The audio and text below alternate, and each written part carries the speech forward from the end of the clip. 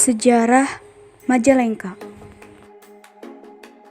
Di Jawa Barat, tepatnya di Majalengka, dahulunya bernama Sindangkasih. Di Sindangkasih ini terdapat sebuah kerajaan yang dipimpin oleh ratu, yaitu Nyi Rambut Kasih. Nyi Rambut Kasih ini terkenal akan kecantikan dan kesaktiannya. Nyi Rambut Kasih dan masyarakatnya menganut agama Hindu. Di lain tempat, yaitu di Cirebon, Jawa Barat, dipimpin oleh Syarif Hidayatullah atau yang dikenal dengan nama Sunan Gunung Jati. Beliau adalah salah seorang wali songo yang menyebarkan agama Islam di Cirebon, Jawa Barat.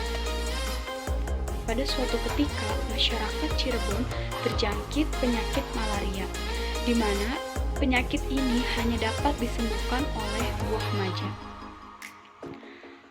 Buah maja ini hanya terdapat di Sindangkasih.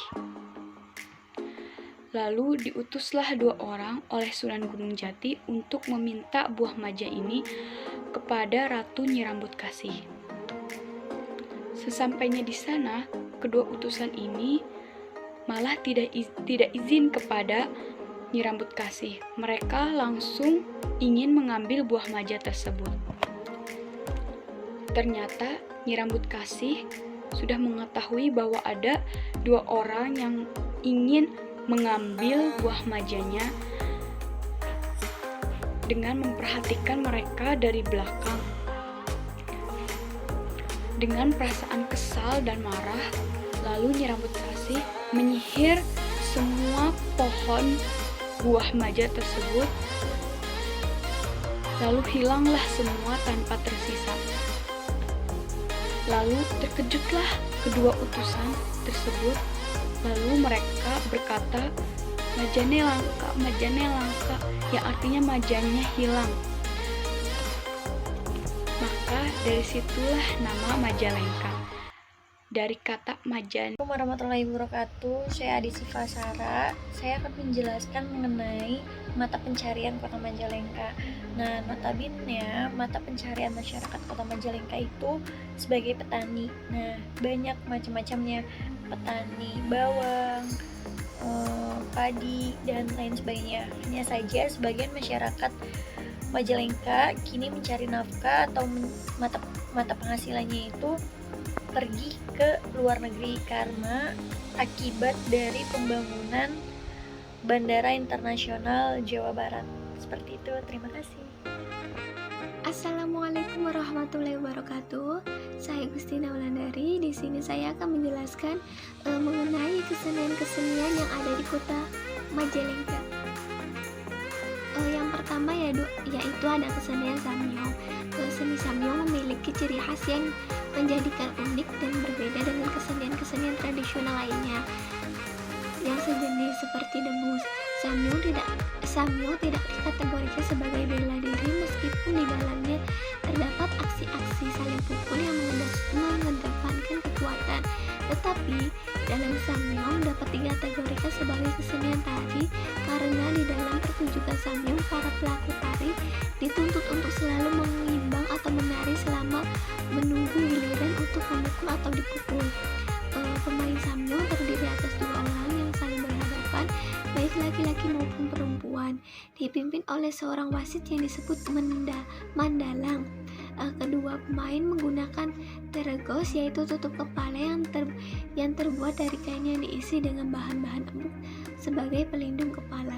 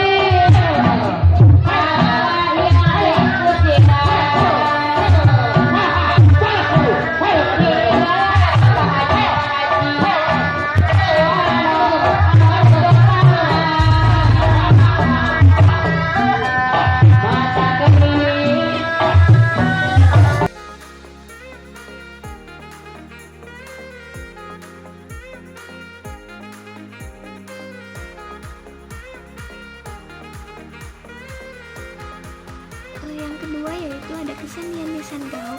Gaok merupakan sebuah pertunjukan membaca wawacan, yakni membacakan cerita rakyat yang ditulis dengan pola tertentu berbentuk buku. Buku sendiri adalah bentuk puisi tradisional berbahasa Sunda yang memiliki jumlah suku kata dan rima tertentu di setiap barisnya. Dalam satu kali pertunjukan gaok, dalang gaok menghabiskan satu cerita secara utuh dengan cara menyanyikannya berdasarkan jenis bukunya. Meskipun menggunakan teks, gaok dapat dikategorikan sebagai pertunjukan tradisi lisan karena teks dibacakan dengan cara dinyanyikan.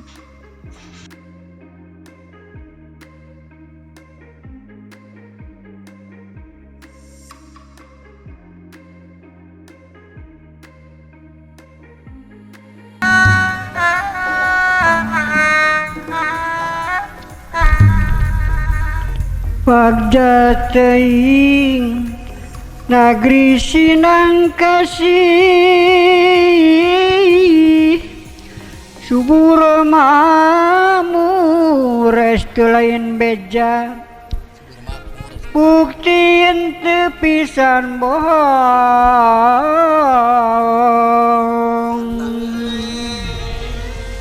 kahirupan nu dilembur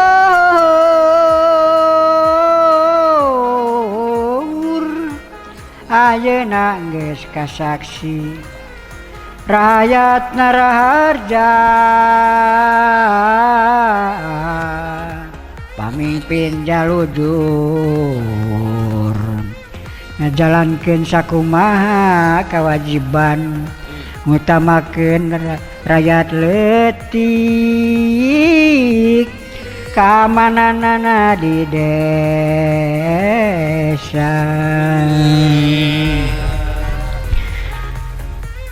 Leres pisan matur paman peti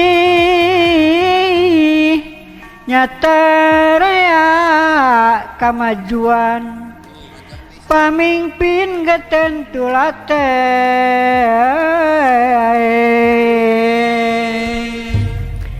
rakyat satya satuhu endang geus ngalahir teu boleh sauyunan pikeun mampu hirup keur ningkatkeun ajen kahirupan rakyat sangkan na mandiri desana bakar harja.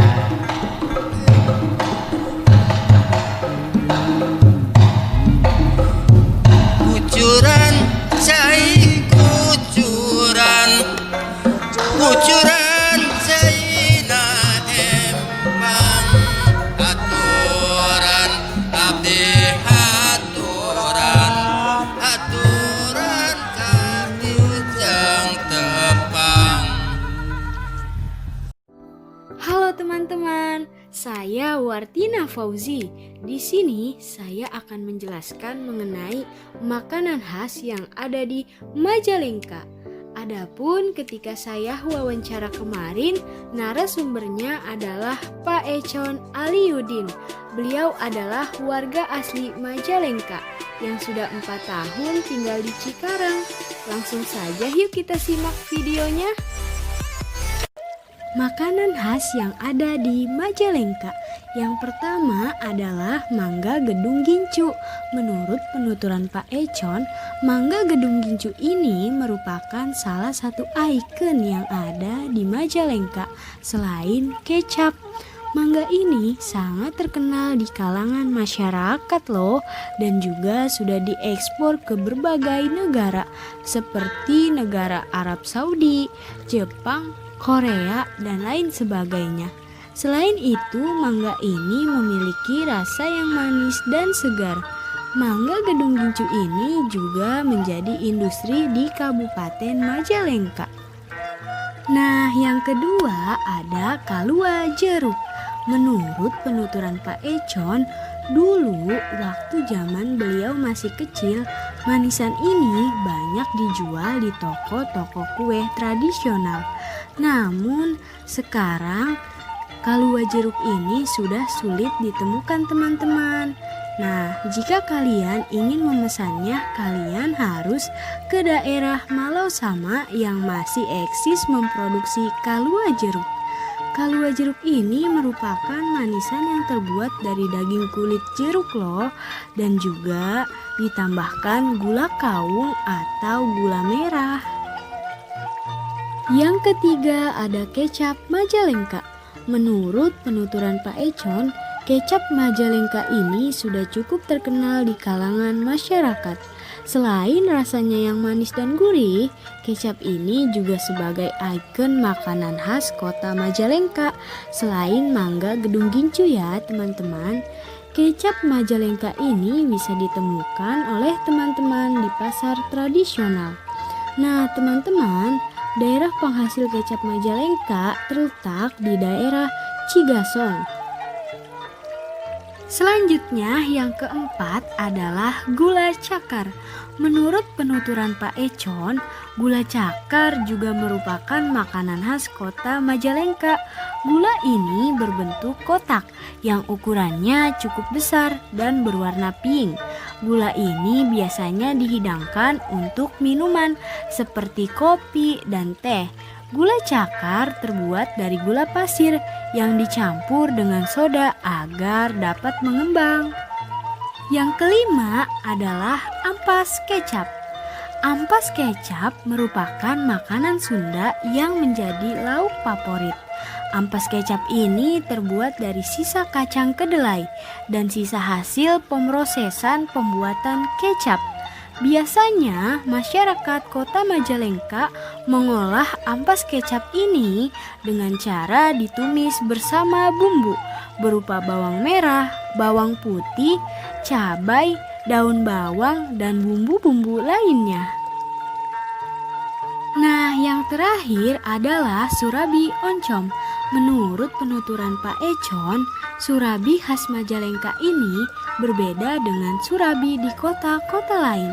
Surabi oncom khas Majalengka ini dibuat dengan perpaduan adonan surabi dengan oncom, sehingga memiliki rasa yang khas, yaitu nikmat, lezat, dan gurih. Itulah teman-teman makanan-makanan khas yang ada di Majalengka. Assalamualaikum warahmatullahi wabarakatuh. Perkenalkan, saya Dwi Sulastri. Selanjutnya di sini saya akan menyebutkan beberapa tempat wisata yang berada di Kabupaten Majalengka. Nah, yang pertama yaitu Kebun Teh Cipasung. Kebun Teh Cipasung ini berada di Desa Cipasung di Blok Sadarehe, Desa Payung, Kecamatan Sindangwangi.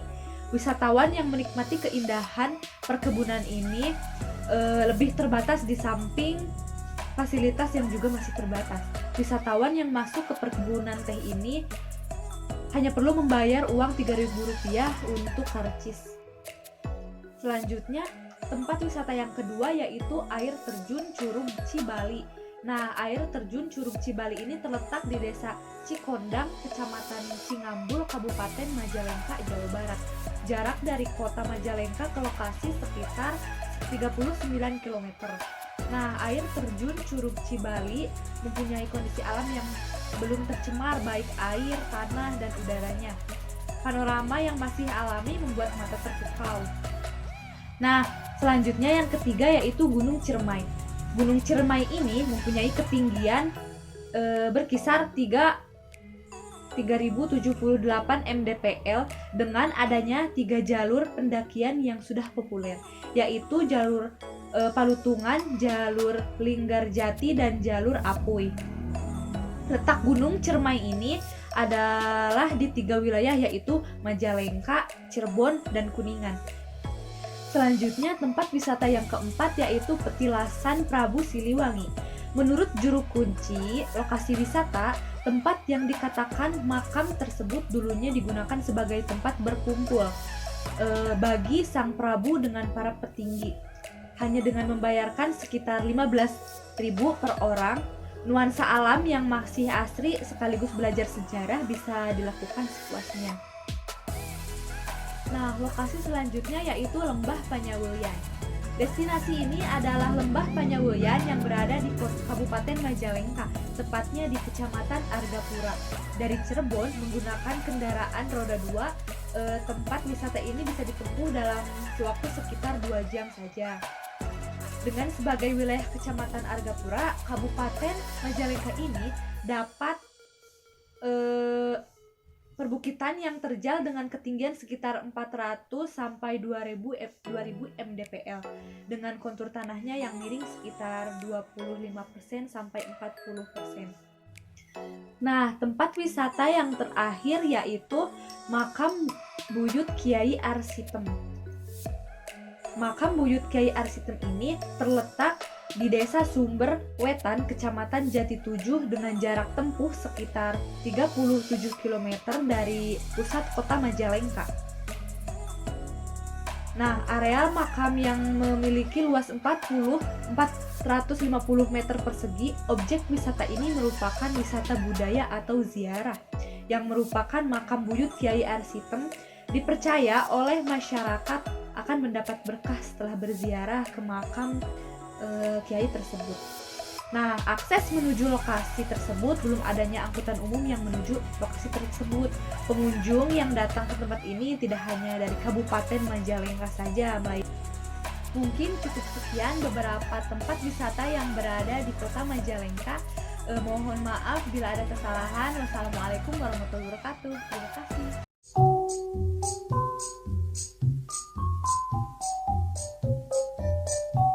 Tradisi di Kabupaten Majalengka saat ini masih dilestarikan dan masih dijaga. Namun ada beberapa tradisi yang mungkin mengalami kemunduran. Hal ini kami dapat berdasar hasil observasi lapangan dengan teknik wawancara, juga observasi secara literatur. Observasi yang dilakukan secara lapangan melalui wawancara ini, saya mengambil data berdasar hasil wawancara kepada Kepala Dusun Cigunung Desa Cikidang Kabupaten Majalengka, karena kelompok kami tidak bisa mewawancarai langsung ke pusatnya dikarenakan sekarang Majalengka termasuk zona merah, juga adanya pemberlakuan AKB atau adaptasi kebiasaan baru. Tradisi di Majalengka yang masih dilestarikan diantaranya memandikan pustaka Talaga Manggung, kemudian mengadakan murudan, mapak bulan, terus buku tahun, dan juga satu lagi yaitu tradisi nyawer panganten. Yang pertama, tradisi mapag panganten. Nah, tradisi mapag panganten ini biasanya disatukan dengan tradisi nyawer panganten. Jadi, ketika ada pengantin mempelai pria, kemudian ada seorang lengser namanya. Nah, seorang lengser ini menjemput mempelai pria ini. Kemudian setelah akad diadakannya tradisi nyawer panganten. Nyawer panganten ini filosofinya sebagai bentuk rasa syukur, dan kemudian ketika kita sudah menikah nanti atau kita mempunyai uang sedikit ataupun banyak, tidak lupa untuk memberikan kepada yang membutuhkan. Kemudian tradisi yang kedua yakni memandikan pustaka Talaga Manggung. Kalian bisa simak videonya selengkapnya.